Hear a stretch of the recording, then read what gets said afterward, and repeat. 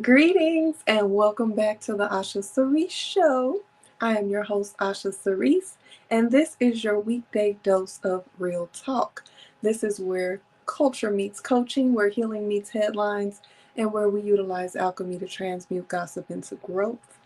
Thank you for tuning in. I appreciate you all. If you are not already subscribed to the channel, please do so now because that is where the Osha Cerese Show lives on my YouTube channel. YouTube.com/Osha Cerese, OSHACERESE.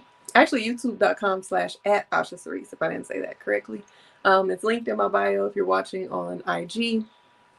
You could just click the link and go ahead and subscribe. I set an intention to get to a particular milestone number of subscribers last week. We're almost there. We're 4 subscribers away to that goal, which will be 200 subscribers.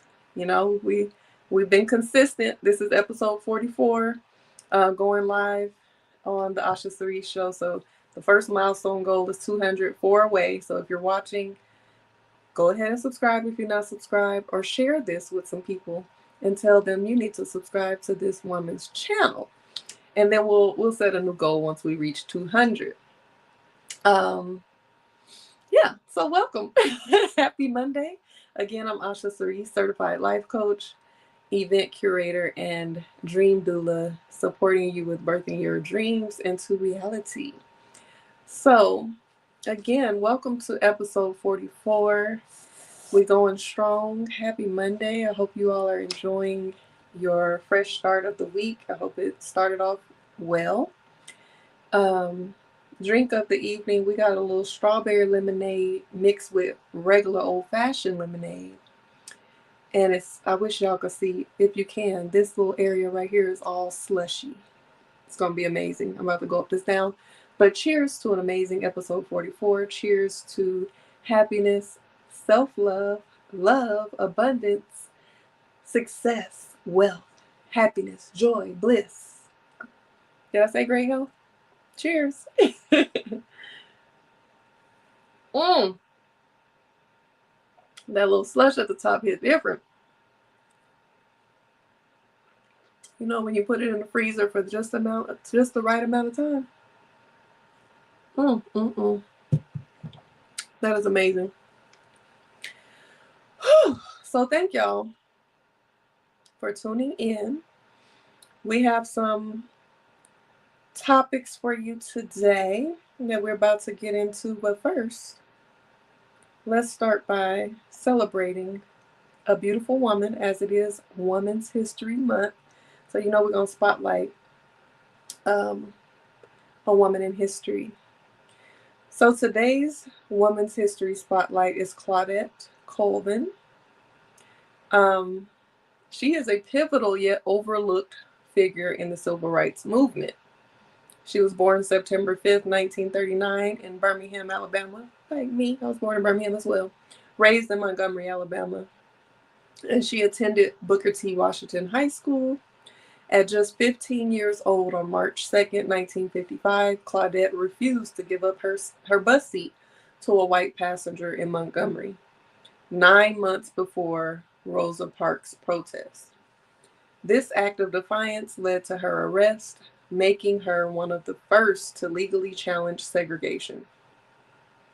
She became one of the 4 plaintiffs in the historic case Browder versus Gale, which ultimately led to the Supreme Court ruling that Montgomery's segregated bus system was unconstitutional. Despite her courage, she was largely erased from history due to colorism, classism, and the fact that she became pregnant as a teenager shortly after her arrest. She later moved to New York City. Worked as a nurse's aide. I was a nurse's aide before too.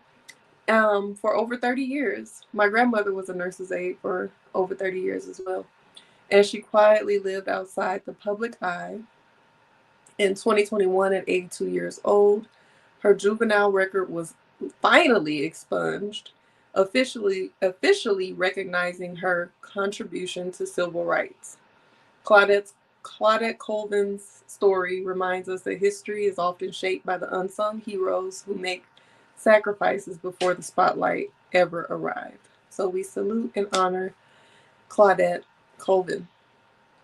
So I just wanted to shed light on her story, but also since she was someone who was a pivotal figure in us becoming desegregated or integrated, I've been seeing lately people talking about bring back segregation, and a lot of people have their pros and cons when it comes to that. Some people feel like, okay, we fine being segregated as Black people. We fine with being amongst ourselves, supporting ourselves, funding ourselves, feeding ourselves, um, being able to have a sense of freedom by being in our own communities and pouring into our own school systems and all of that, having our own restaurants. That's on one end. Then the other flip side of that is whenever there is thriving Black communities or, whatever in the past, they have been bombed or harassed or, flooded out or whatever, burned down. So there's that flip side. And then, of course, the overall picture of if we go back to segregation, are we truly progressing, or um, is it something that we should not be in support of? Because there are flip sides to it. So, what do y'all think? Should we bring segregation back or not? Somebody was saying, there was a lady on an interview that was saying bring it back because she wants to know who doesn't like her. She don't want nobody that don't like her making her food and being around her. And I agree with that part too. Because it is unfortunate how hateful some people are. And of course, who wants to support hateful people? Who wants to eat the food that they prepare? Who wants to be in close proximity with them? So there's pros and cons to it. I don't know what's happening. But I'm gonna just keep my opinion to myself about that right now. But I would love to hear y'all. Share it in the comments or email me, and we'll talk about it on another episode because this is not what this show is about. So, the first topic that I wanted to get into was this clip that's been going viral of an interview with Simone Smith, LL Cool J's wife, and how she's explaining some of the things that she had to do for their marriage. So Simone Smith is an entrepreneur, philanthropist, and jewelry designer. She married LL Cool J in 1995. They met in 1987, and they've been together for over 30 years. And she's a mother of 4 children. So I'm going to play the clip, and then we'll talk about it.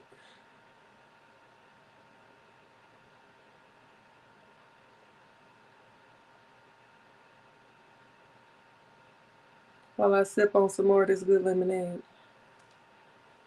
Challenges, but you got marriage itself has its challenges, but you got to have God first. You got to stay on your knees praying. I'm married to a sex symbol. Growing up, when we first got together, I've had my times where I would be going off and, mad at this one because they looked at him this way. And, but that was years ago. Todd and I got married in 95. His cousin, Marion, gave me this book called The Power of a Praying Wife. We have a tendency of praying, being like, Lord, change him. Lord, make him this way. Lord, make him that way. But the first thing that I read in that book was that you have to change yourself. You can't change nobody. You can have standards and you can have boundaries and all of that, but you can't change anybody. Mm-hmm. You can change yourself. Mm-hmm. And that's what I did. I changed myself. What did you need to change about yourself? Being flipped with the mouth all the time, going off about this, just like... being in around the way, girl. Yeah, being in around the way, girl. Right, exactly. And as you get older, you mature. I got to a point where women will come up to me and they'll be like, oh my God, your husband is so fine. And I'll be like, girl, I know. I think I could get a picture with him. Sure, okay, go and ask him for a picture. Just don't be disrespectful. The disrespect, I can't deal with. Right. The disrespect. I'm at 54. At 54, I'm ready to take off the hoop. I didn't feel the need to have to be every place with Todd. I didn't feel like I needed to travel with him everywhere to keep my eye on him and all of that stuff, because I was very confident in our relationship and in our marriage. And at the end of the day, if somebody gonna fool around, they gonna fool around, right? What I did as a woman was that I made my house a home, because home is where the heart is at. The closer you get to God, the more you understand who God is in your life, is the more you're gonna understand who you are and what your purpose is. Marriage itself. So she said a lot in that small clip. She said that she had to change some things about herself instead of trying to change her husband. She mentioned how LL Cool J's cousin gave her a book early on in their marriage. I think she said it was called Power of a Praying Woman. And she mentioned how women are often praying like for their husbands to change, for their husbands to have this light bulb moment and recognize their value and all the things that women pray for. Um, but do you pray for yourself and your own um, confidence, your own self-esteem, your own healing, your own peace, and allow whatever comes along with that to manifest? And that was a good conversation that she had just in that small clip. Shout out to Gary Busted Down Brown. Thank you for tuning in. We a little earlier tonight. I'm trying to be earlier. Trying to do better. So I like that she said that. Then she also mentioned basically having some boundaries and standards. She definitely talked about how having boundaries and standards are important, but to also focus on what it is that you can do and how you can change yourself, and that trickle down to your marriage, your partner, and all of that. So she also mentioned about trust. And what is a marriage or a relationship without trust? Um, and a lot of that had to do with not so much of what she's trying to worry about him and trying to control him. And like she said, not having to travel with him everywhere he goes and be the bodyguard when women come up to him. Like she said, she married a sex symbol. And even if she didn't, even if it's the average woman marrying the average man, feeling like you have to police a man, control a man, protect a man from whatever. Women, and speaking of that, I'm about to bring something else up. You know, I always got a story time. But um just feeling the need to control instead of controlling yourself, like having some self-control, increasing your self-esteem and letting go of the insecurities and the stresses of what is he doing. And like she said, she focused on herself and she focused on her household, maintaining her house, maintaining a sense of peace within herself and within her home. And that trickles down to, you know, your man feeling like you're not stressing me out, you're not worrying me, you're not doing X, Y, and Z. So that means you trust me. That means that it's probably, I can't speak for a man, but I'm sure that it makes him feel more so a stronger desire to maintain that peace by not disturbing it with extracurricular activities versus, you know, I hear men saying, oh, my woman nags me all the time. She accuses me of cheating and this and that. It makes me want to go ahead and step out because I'm getting accused of it all anyway. And not saying that it's a woman's fault if a man is going to cheat or if it's a woman's responsibility to do a certain thing to make sure they don't cheat. Because like she said, if a man want to cheat, he going to cheat regardless of what you're doing. So I think that's the important note there as well. Like, take the pressure off of yourself by feeling like you have to have so much control in order to keep this person faithful to you. And just focus on what you could do for you. Focus on maintaining your sense of self, your sense of individuality. Not saying that your marriage is not priority, but also what else you got going on. Like I always say, maintain your individuality, have passions, have hobbies, have other relationships that you nurture, like your friendships, your relationships with your family.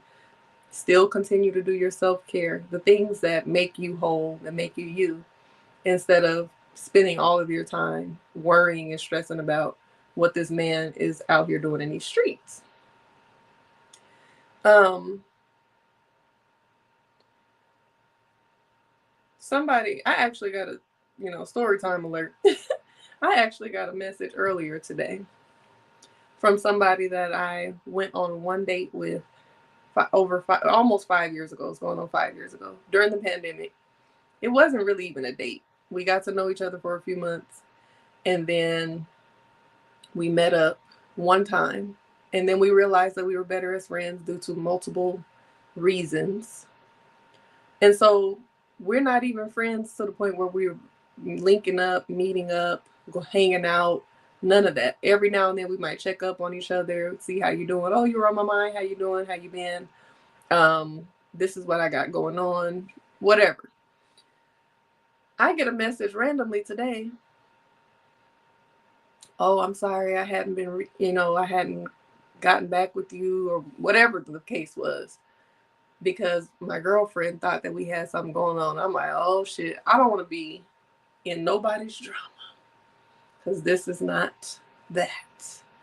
But basically he said that his girlfriend took his phone while he was asleep and read into different messages from other women or whatever, and somehow linked me into it. I'm like, that's interesting that she would think that, because we're not talking about anything inappropriate. The conversation is always friendly, and it's very few and far in between. And there's nothing, like I said, nothing inappropriate about the conversations. But some women, that's a boundary for them. They don't want their man having connection or conversation with any other woman. And I respect that. But I don't want no parts of nobody's mess.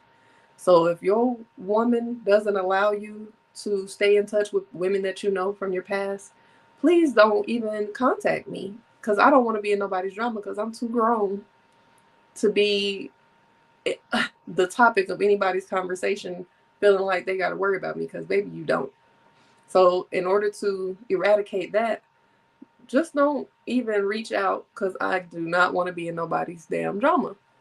But I remember being in that position as well as a young lady in a relationship, being in my teens and my early 20s, getting phones, looking through numbers, trying to guard certain things, trying to figure out who's this girl, who's this, why they reaching out to you, whether it was a friend or whether, of course, when it was inappropriate, but even like with friends of the opposite sex, feeling a type of way, feeling like I needed to block that conversation. And I have just grown to the point where I feel like that is just not my place. And I don't think that that is anybody's place, to be honest. I honestly feel like, and everybody doesn't agree with me, my unpopular opinion is that I don't get to choose your friends for you, and you don't get to choose my friends for me. Um, of course, it's about when you're in a relationship with somebody, you do want to make sure everybody feels comfortable. But if you know that whatever the communication is or the connection with somebody is completely innocent, and your person or your partner just does not like it just because it's something that they don't like, that's a big deal to have to make that decision on whether or not you want to keep a connection because it makes this person feel uncomfortable when you already know it's completely innocent.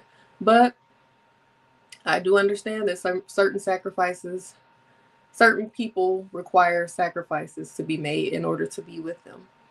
But I will say, I've also experienced somebody, their girlfriend being upset that they were my friend, and then they cut off all contact with me for that girlfriend. But then when him and the girlfriend break up, you want to come back and be like, oh, hey, I'm sorry. This girl with this, and that. And then it's kind of like, okay, so now we're supposed to be friends again. And then if you get another girlfriend that doesn't like you having friends of the opposite sex, then I got to be put on the shelf again. So it's really a strange thing to me, because it's a balance between feeling like you're not about to just put me on the shelf and then take me off when you want to. And then I also feel like I respect whatever decision you have to make for your relationship. I don't want you to choose me if you have found the love of your life and you feel like this is your one. I don't feel like you have to make a stance and stand 10 toes down to maintain my friendship if you feel like you found your one. But it's really interesting. It's really interesting. And I just feel like I wish in 2025 we could have more healthy platonic friendships without all of the extra drama and people feeling like they're not capable of having friends of opposite sex. Facts. Gary Busted Down Brown says drama free is the place to be. On God, it is. I don't have no desire to be in nobody else's dramas. So I just, I talk about it a lot, but I really wish that, especially I'm not gonna say our older years because we're still young, but as millennials, we're not teenagers anymore. We're not in our 20s anymore. We're in our 30s and 40s. If people haven't experienced healthy platonic relationships and friendships at this point, I feel that is unfortunate.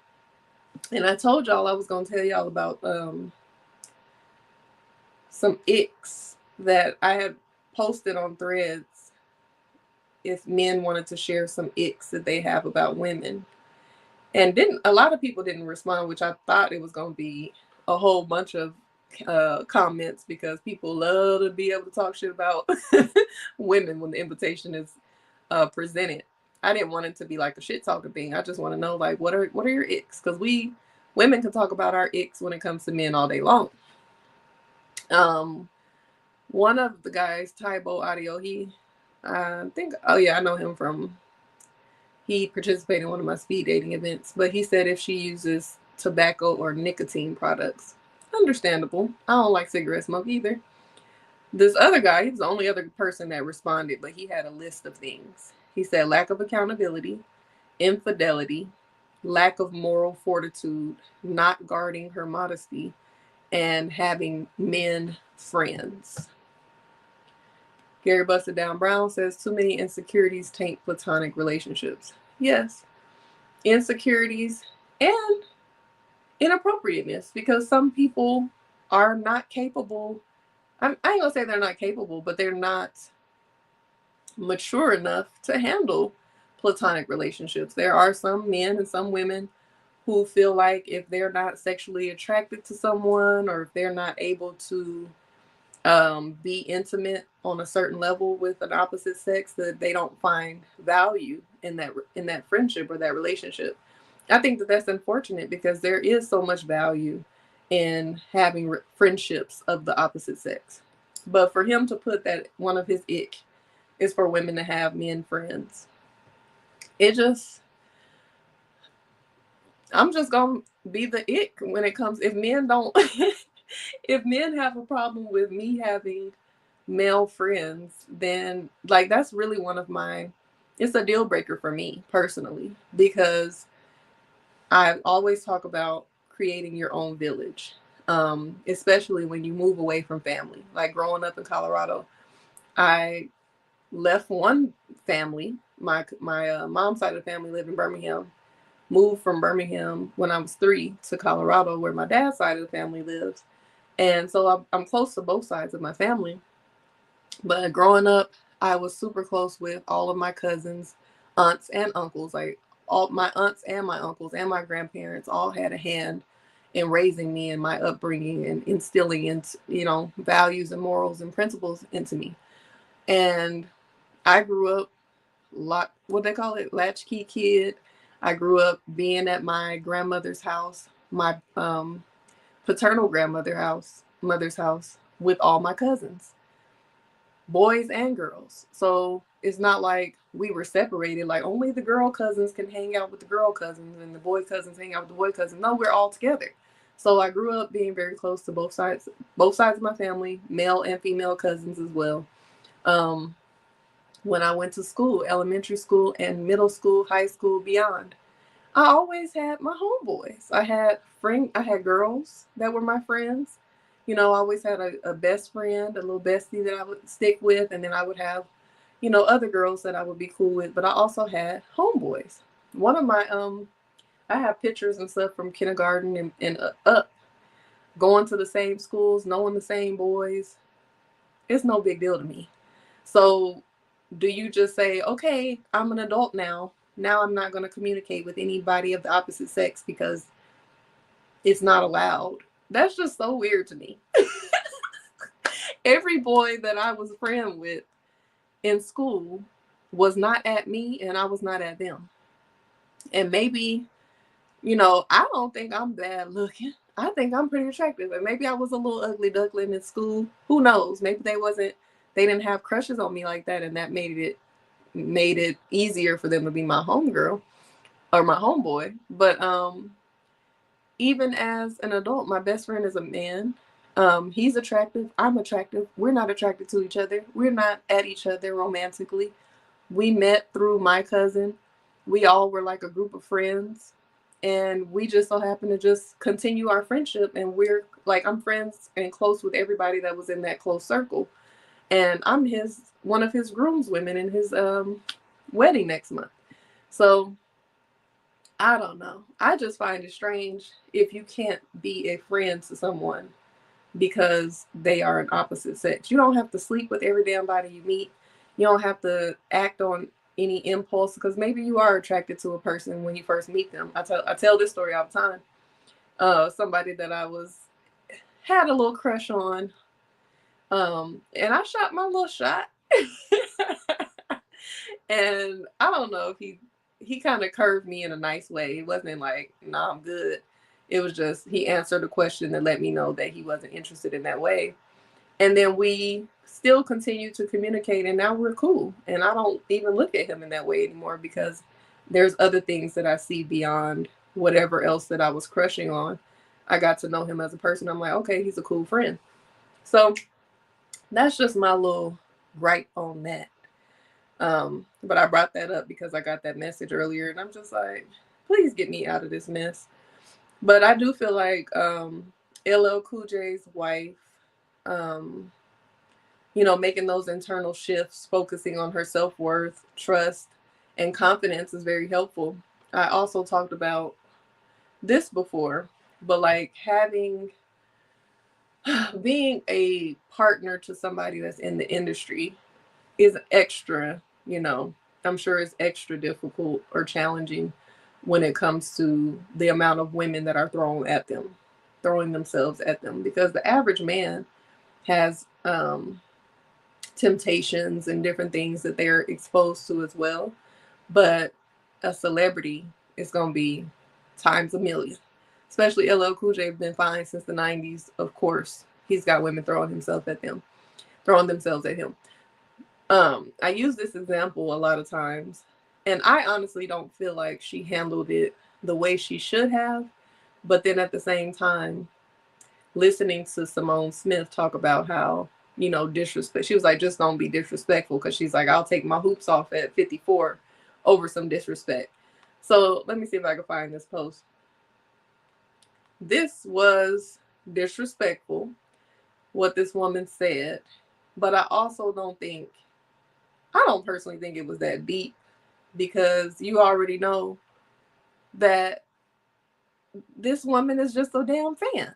So y'all know the singer Tank. This was like back in 2017. He had put up a post, I guess, promoting one of his shows or whatever.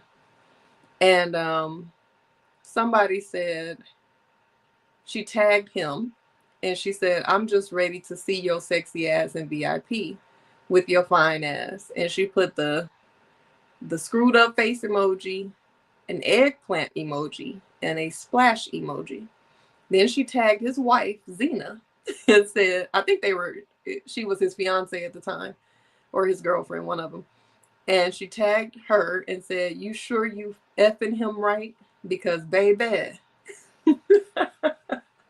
So of course it's disrespectful as hell. It's inappropriate.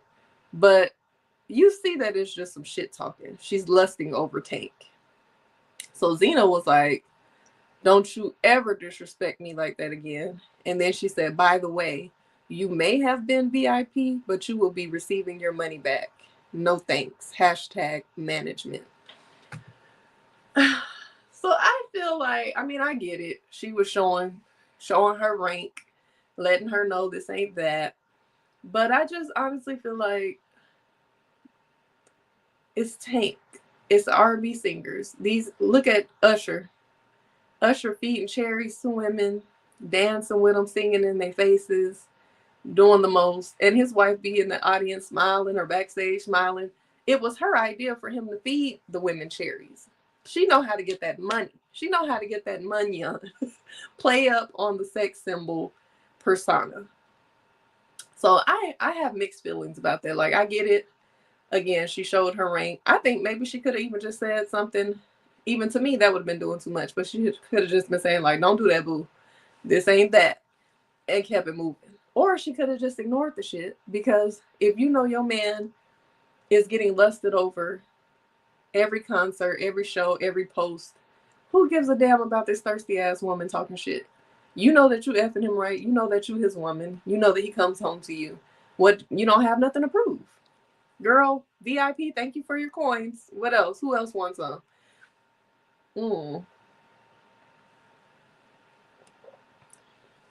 Gary Busted Down Brown says sometimes you just know if you can be friends or more, especially if you aren't lusting at a person.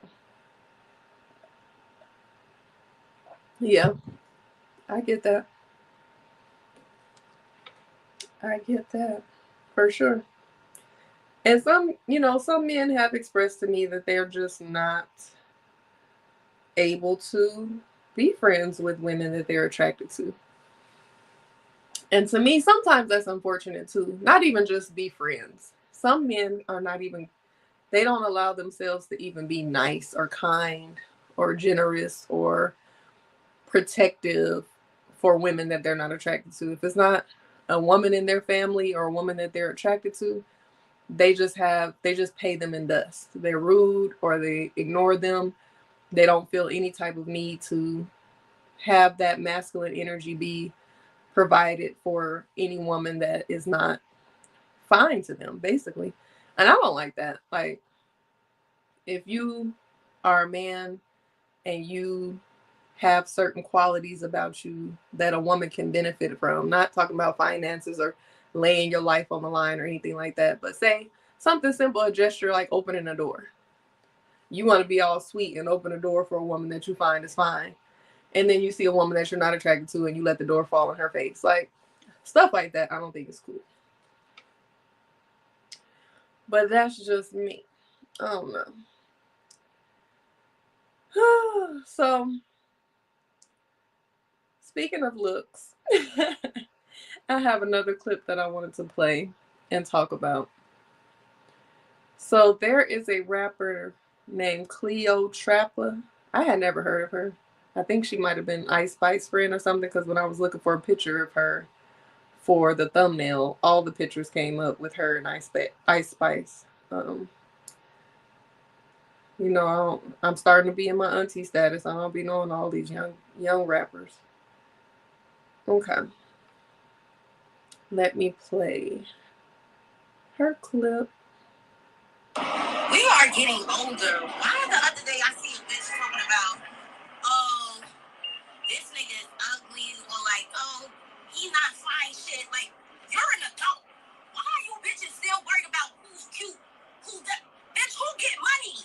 That's what I want to know. I want to know who get money. We're getting older. Like, what is you worried about a nigga being cute for, bitch? You need to be focused on a nigga getting coin. Like, y'all, this is why y'all be stuck with freaky bums. Y'all be stuck with sexy freaky bums. Y'all be stuck with sexy freaky bums because y'all worried about who look good, bitch. We're older. Look, I'm in a pantsuit, bitch. Okay. Okay, so she said, at a certain age, why are women worried about how a man looks? She said we need to be worried about who's getting money. So let me read some of these comments before I get into my perspective. So someone said, girl, forget who gets money, who has integrity, who has character, who has ambition, who is led by God, home training, life, and self-discipline. Please, young girls, don't solely be focused on the money. Someone else said that shouldn't be the main focus. Oh, that was her commenting under her own thing. Somebody said, exactly, can't build a future with cute. If you have your own money, isn't at the if you have your own, then money isn't at the top of the list. So yes, he needs to look good and have good character. Not just money, how does he handle conflict? Is he accountable, lustful? Can he communicate effectively? Does he have a good heart? Or who treats you good? Money can't unlame a nigga. Sure can't. Well, to be fair, I do want to be attracted to my man. Then baby, then boom, baby come. I think she was trying to say, then boom, your baby come out looking like a gremlin. She ain't write that, but that's what it was trying to say. Sorry, but I still got to be able to look at you and like what I see. We'll check back in 20 years and see how that went for you. Someone said, oh, they're so silly. They want to actually be attracted to the person that they are dating. So silly, so silly. Crazy work, willing to sleep with anything to just say that he has money. Luckily, I'm going to be rich and my daughter won't have to think like this. I swear, I don't care how you look, long as he's nice. Long as he has nice teeth and nice skin and get to the money, we good. All fun and games till you got to lay with someone you're not attracted to. Everything should be a balance of everything. Speak for yourself, sis. My cat emoji can't get splash emoji if he ain't easy on the eyes to me. Yeah, I get, but they have money, but are they spending it? No, I gotta like what I'm with. I'm nasty. Oh, what up, realist? Realist on here. Hashtag slide accordingly. So, do looks matter to y'all? While y'all in the chat, let me know. Do looks matter? Excuse me. I'm gonna say yes. Now, everybody's taste is different. Everyone's preferences are different. Should looks be number one on the list of priorities? Absolutely not. But I do believe that physical attraction is important. Now, anybody can be fine to you if you allow yourself to choose them. You know, you can choose to fall in love with somebody and then, they're not your typical type. But then after you get to know their character, their personality, their sense of humor, their values, and all the things, they start to, they start looking a little better.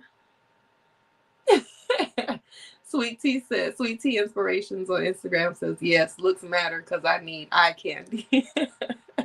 I get it from my mama.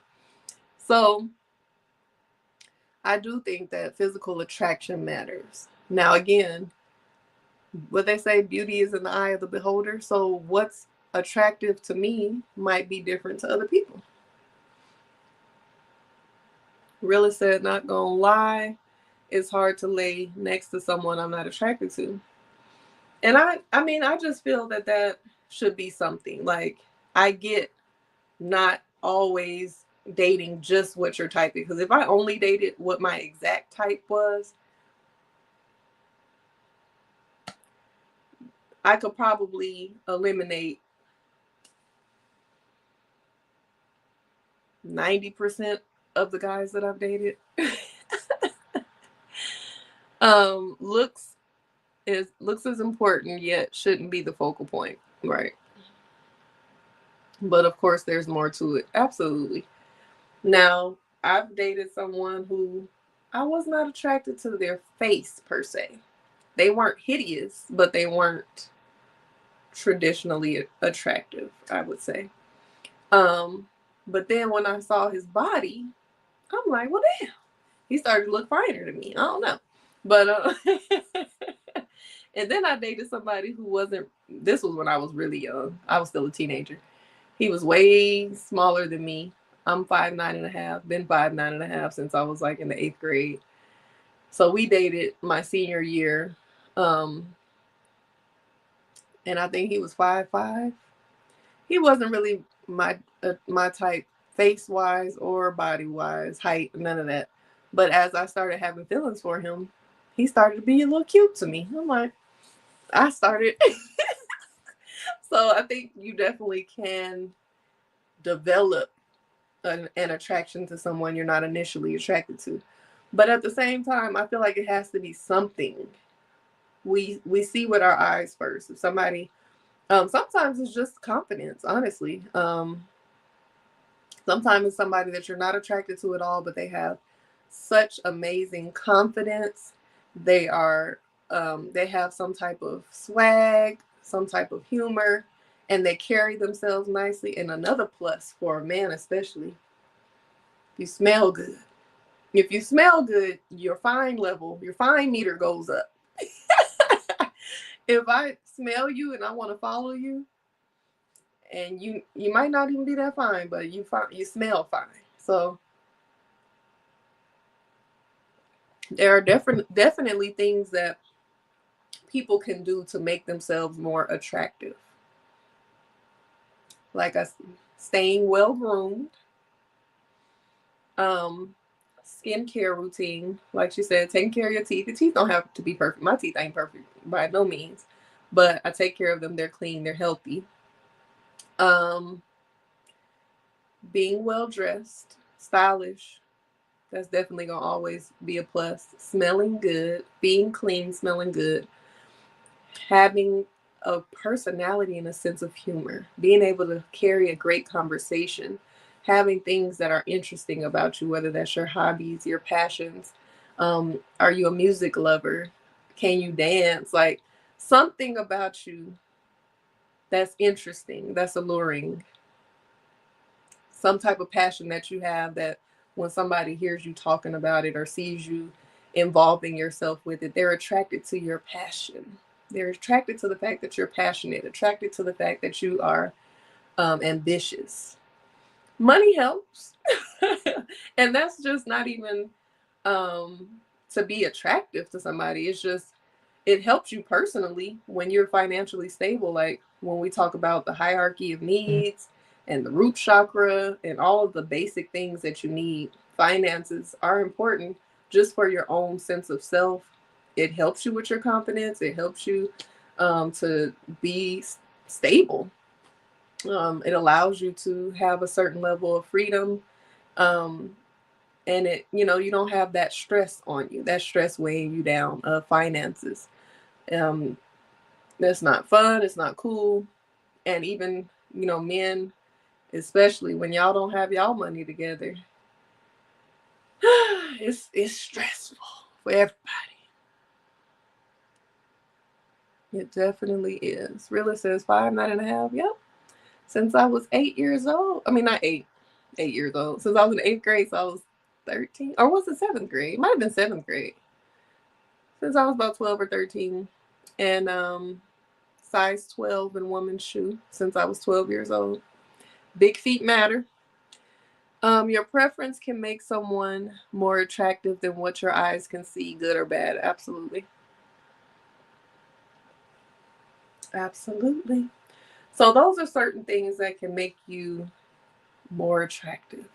And then another part of attraction, like someone mentioned, considering your genetics and how they will mix when it comes to children. Now, looks aren't everything because there are so many things that are so much more important than looks when it comes to procreating. Genetics, like outside of looks, like what is your medical history, your family medical history? What type of traits and genes do you carry? Do you have anything that can be um, passed down to a child? Those are things that are more important than looks. But then also, it would be nice if you know, have some good looking children. That would be nice, but it's not, definitely not priority. But I will say people who are still in the running or would like biological children, I think it matters a little bit more to us. Now, people who are done having kids, who are up in age, I've heard people say that looks are not really a factor for them as long as they like how they're being treated, and I get that too. But I definitely think balance is key for all of it. Um, hmm, I was just reading something else with her comment with these comments, but yeah, I think that when it comes to relationships, looks and money are definitely on the list, but it's not everything. And like someone else said, somebody can have money and be stingy, and there could be someone who doesn't have a lot, but they're very generous and they're a provider, and they work hard because they want to provide a certain lifestyle and share that lifestyle with others. Realist says some folk are so picky they end up keeping themselves alone, unfortunately. Hey. I could I could say I'm selective, but yeah, I definitely agree. Um, because I was talking to one of my homegirls about this last week. Like, if we wanted to get a man, we can get a man tonight. I could pick up my phone or slide into some DMs right now and have a man tonight if I would like a man. But there are certain things that I'm looking for that may not be as easy to come by. But I don't even want to claim that they're. I will say they're rare, but not difficult to come by. It's a lot of factors in that finding that person that you're looking for. But we talked about this before too last week after I had that conversation with her. When dating intentionally, we often talk about having a list. I think having a list is amazing. It's included in my guided journal, How to Be Single. If you want to check that out, creating a list, I find nothing wrong with that. But also, I also make mention that when you have your list of preferences or the person that you find to be the one in your head, that doesn't mean that you have to check off every box when you meet people. They don't have to check off every box on your list. This is your dream person. This is the person that if everything existed in one person, it would be amazing, beautiful, great, awesome. But there are such things as non-negotiables and deal breakers, and then there's some things that are flexible on your list. So I have a list. I have things that I prefer, that I desire, that I would like. But some of the guys that I've dated in my past, they don't meet everything that's on my list. But they were great guys, or there was something about them that I really enjoyed. Um, because my list is very specific down to I would love a man who's plant based like me, that's vegan. I have not dated no vegan men. And I have hosted um, speed dating with Vegan and Friends at the Vegan and Friends event from, I think I started hosting them in August or September. And then the most recent time that I had an event there was February. So I'm starting to be around more vegan men, but there might be other things on the list that I'm just like not interested. So yeah, it does make it tricky when you're picky. It's tricky when you're picky. Yeah. You're trying to get into the vegan thing. I have another YouTube page called Damn Near Vegan, which was my initial debut on YouTube, and I have a few recipes on there. It's called Damn Near Vegan because I was actually vegan plus seafood when I started it. I might have been vegan. Yeah, I was vegan plus seafood, so I didn't eat meat, dairy, or eggs, and I just had seafood. So some of the recipes are that, and then like after 2020, you'll see me go back to full veganism. Um, so there's a few recipes on there, a few tips, and then I have an ebook as well on my website. Y'all ain't been to my website. I keep telling y'all there's some gems and jewels over there. OshaCerese.com. I have a got it's an ebook, and it's called Damn Near Vegan. It's basically the good, bad, and the ugly about the transition. So there's some basic recipes in there. It's not a cookbook. It's the real experience of going vegan and how to be successful at it. Because when I first went vegan, I didn't have any. body in my close circle that I was able to reach out to and ask those real deep questions of like, because everybody always say, go vegan, go vegan. And it's the greatest thing in the world to do. But nobody talks about some of the things that you may experience when you first go vegan. Some of the challenges and some of the symptoms and side effects. Like one, your girl almost passed out at work when I when I was still a nurse, because my introduction to veganism, because I didn't have any close people in my village or my circle that were vegan, I'm looking for black vegans. Of course, the one that comes up is Dr. Sebi. So I followed Dr. Sebi's nutritional guide when I first went vegan. So I was an alkaline vegan for 6 weeks. It started off as a 30-day challenge. I kept it going for like 6 weeks until I almost passed out. So I was at work. I worked in pediatrics. And the alkaline diet is definitely achievable. I think it should be more so for healing. Like if you're trying to heal something or you're trying to lose some weight quickly. I don't know. That's just me. But I was doing it and I was going strong at first because you have to do a lot of prep work. You can't use a microwave. You can't have fried foods, oils. Lots of different vegetables are not allowed if they're considered hybrid or starches. So no carrots, broccoli, potatoes, corn. You can't eat any other beans outside of chickpeas. I think back then you might have been able to have lentils, but it was basically chickpeas only. Um, Seasonal fruits with seeds. Different oils you can't use. So you can cook with avocado oil, grapeseed oil, oils like that. But like olive oil, you can only add to like a salad or something that's cold. You can't cook with it. So there's lots of different rules. You're supposed to drink a gallon of water a day. Can't use a microwave. Different things. So I was going strong those first few weeks. I was making recipes. I was creative. I was handling business.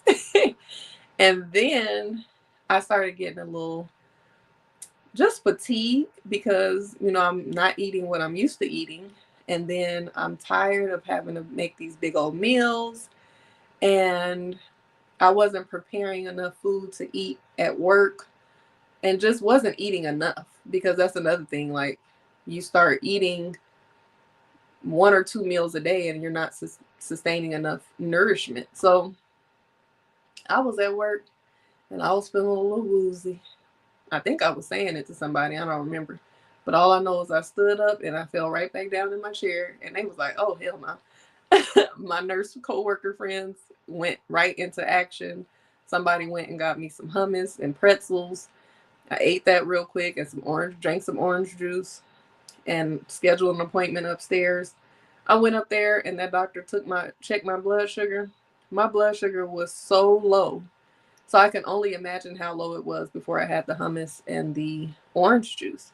So she was like, you're going to have to start eating seafood or something.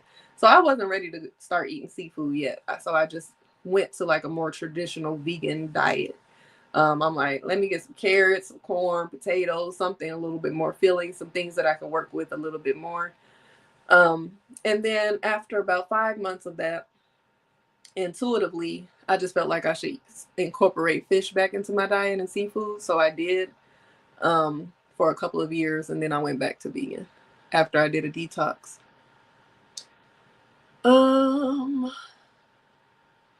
That's an interesting perspective that most really don't shed light on about being vegan. Yeah. So there's different things that I talk about in the ebook, just like the things that I went through. And then I also talk about ways to make yourself successful, even when it comes down to shopping. Like when I first went grocery shopping with the nutritional, what is it called? Dr. Sebi's nutritional guide. I went to Whole Foods. I think I had like 2 or 3 bags for $200. And there wasn't the inflation back then. It was 2016. What's up, the word 9%? Peace and light. It seems like instead of most vegan folks start that criticism of what others eat, now that I don't like let folk come into their own if they choose exactly. I'm not a judgmental vegan. I don't give a damn what you eat. Like I said, I told somebody the other day, I haven't had meat since 2015. So yeah, early 2016. But when I see somebody barbecuing outside, I roll my windows down because I still love the smell of barbecue. I still sometimes eat meat replacements. Like I told y'all, I had amazing um, vegan steak from Planta last week. There are some vegans that are so judgmental. They judge people eating meat replacements. They judge people. They don't eat honey. They don't eat. They're just super judgmental. And I guess I'm not considered vegan. I'm plant based. So I eat plant based, but vegan is like a whole lifestyle, a whole like value system. You can't have anything like furs, leather, um, anything that's made from an animal. Now, I will say that when you become vegan, you do naturally just start having more compassion for animals, which definitely I do. But I'm not judging nobody on what they want to eat. If they want to eat beans, greens, potatoes, tomatoes, lamb, hog, dogs, chickens, turkeys, you name it, have at it. Um, the word 9% says, I swear I thought you was going to say the hook me up to an LR. What's an LR? When I first went vegan, I almost passed out at work and they hooked me up to an LR. An LR? Have I been out of the nursing field for too long? Because I don't know what the hell an LR is. It was early 2016, so March of 2016. And I noticed that a lot of Black people went vegan around that time too. So I'm like, what happened around that time? I think 2015 is when that What the Health documentary came out, but I never even watched that. So I don't know. But I know that when I look back at like old posts that I had made, I was asking people um had they been vegan or vegetarian because I was just, I don't know, looking for some people that wanted to share their experience. And couldn't find nobody. And that was probably like 2014 or 2015 that I started showing interest in that. Oh, they put you on an IV. No, I don't think they didn't do that to me. They just did they? No, I don't remember. I don't think so. Sugar water. You were vegan from 2012 to 2017. What made you decide to go back? Sweet Tea Inspiration says, I dated a man that wasn't ideally attractive. However, he gained my attention based on how much he cared about me. Yeah, that's definitely gonna always be that's gonna always be a plus too. Outside of how the things that I named that you can make yourself more attractive by staying well groomed, taking care of your hair, skin, nails, and teeth, wearing nice clothes, being stylish, having swag, having a personality, having something to talk about, having passions, and being generous and all of that. Of course, how you treat the woman. If you treat a woman nice, if you are caring, kind, generous, a pleaser, supportive, caring, romantic, that's definitely a plus as well. You got married and your mother-in-law cooked too dang good. That will do it. That is a challenge too, of course, when you are one vegan in a family full of people that aren't, and people are making certain foods, especially comfort foods and things that you're used to that you're not able to participate in. Because I know there's some things that I miss, like my auntie's ham. I used to love me some ham, some holiday ham. I think she got the recipe from my grandma, but I don't remember my grandma's ham being that good. But it's like she uses cloves and she uses orange juice and it's just it was so good. Can't have that. I used to like ribs. My mom found a good rib replacement, vegan rib replacement. So everything that I used to eat, like I had some holiday ham, vegan holiday ham, a couple of Thanksgivings ago. And I have a video on my TikTok, and think I posted it on. Did I post it on Instagram around Thanksgiving? I don't know, but I was giving my review of the ham, the plant-based ham, and it was just the way that it looked. It looked like a human arm. It was like shaped like a tube, but it had these little circle bumps on it. I'm like, why did they do that? It's cringy. So we cooked it, made it look a little better. But then when I tasted it, I felt like I was eating human. I don't know. It just, the texture was just giving too much, too fleshy. Like, so the things that I used to enjoy, the flavors, most of them I can eat plant based fine, similar flavors. So, other than hot wings, which they got some wings too, there are certain places that sell vegan wings that are pretty good um, replacement. So, I'm really not missing anything for real. But I can only imagine being in a marriage with someone that, I don't know. That's why I'm looking for my vegan king. It was the lamb for you. Somebody said, somebody said lamb tastes like something you ain't supposed to be eating. I don't know, y'all. But anyway, while I have this website floating, I want y'all to visit my website. My goal, let me see, it's the 24th today. Woo, we got 8 days until April. My goal is to have my website updated with certain things by then. I'm gonna see because I got a busy week coming up. But anyway, on there now are my workshops and courses. Of course, if you need healing, support with your self love journey, self discovery, um, finding yourself, healing from heartbreak, anything like that. One single step at a time is the workshop for you. I recommend it's 6 weeks. It's guided. It comes with coaching sessions every week. And then, of course, it comes with this journal, How to Beat Single. It's amazing. Lots of people have taken it, whether they're healing from heartbreak, going through a divorce, had a toxic relationship, or just wanting to find themselves and get on track with what they want for their future. Payment plans are available as well. And if the pay is difficult for you to come up with, I'll work with you. You can always just go ahead and get the How to Beat Single journal if you want to do the work on your own and you don't need the guidance and the coaching. If you feel like you just want a tool, baby, get you a journal. 5 Ways in 5 Days. That is my self-love workshop utilizing utilizing the love languages to pour into your daily acts of self-love and self-care, and also giving you the tools to uncover any blockages you may have when it comes to giving and receiving love. Of course, you can always just book a discovery call if you don't know where to start, or if you just want coaching sessions. You could do weekly, bi-weekly, monthly, quarterly, whatever schedule you want to get on, just to have someone on your team, because everybody needs a coach, whether you know it or not.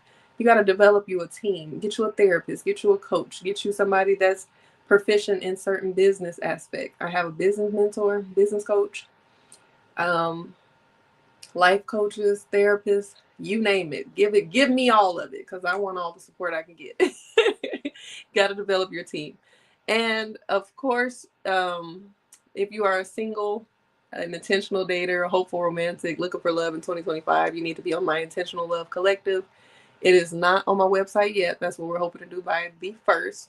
But it is linked in my bio. So anywhere you're seeing this, you can go to my bio and add yourself to the Intentional Love Collective. That is a growing community and database of singles. And it allows me to curate events with your desires, values, and preferences in mind. What else I got for y'all? For speaking of business owners, if you have a business, if you're an entrepreneur, a CEO, an influencer, a content creator, if you just have some ideas and you don't know what to do with them, you want to know how you can utilize or monetize them, you need a strategy session, go ahead, fill out the form, pay your fee, book a call, and we'll get you together, whether that's for a content strategy, content plan, finding you a niche, getting you together with some digital products like ebooks, courses, whatever you need when it comes to the social media space, I got you. So that's what we got there. I'm gonna give y'all some journaling prompts and we're gonna wrap it on up. So since we talked about the things that Simone Smith focused on and reflected on and changed within herself to trickle down into her marriage, think about a past or present relationship and what's one internal shift you made that helped improve it. Think about a past or present relationship. What is one internal shift that you made that helped improve it? And since we talked about, her saying that looks shouldn't matter because we're older and it should be about the money. When dating, what qualities do you value more now compared to when you were younger? When dating, what qualities do you value now or more now compared to when you were younger?